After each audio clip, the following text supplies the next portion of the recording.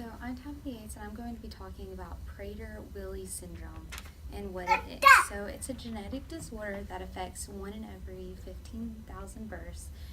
Males and females are equally affected, and it's the most common genetic cause of childhood obesity.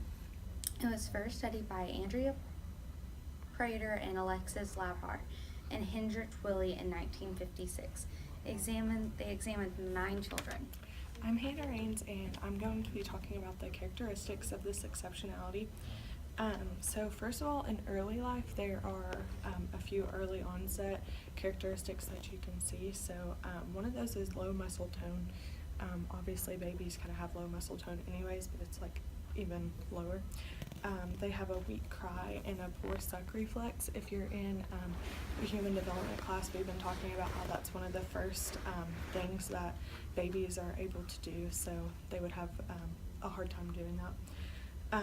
They have to have a feeding tube often, since they can't suck and they can't breastfeed. They are still able to obtain motor milestones, but they're often delayed later than most other children will achieve those. The toddlers begin to gain weight before the food infatuation kind of begins, so that is something that you can see earlier on. And then on to childhood and beyond. So once they get about 4 to 7, they'll start experiencing these things, and they will have them for the rest of their lives. So they have an unregulated appetite. Most people with Prater-Willi syndrome kind of have an obsession with food. They easily gain weight.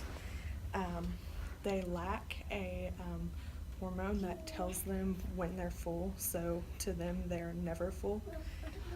They have a low metabolism, and it's very easy for them to become obese. So along with the physical symptoms of this condition, you also see some other mental things. They have a low IQ and they face cognitive challenges.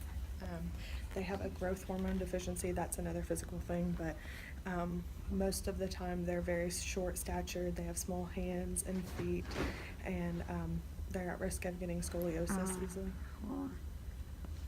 Sorry.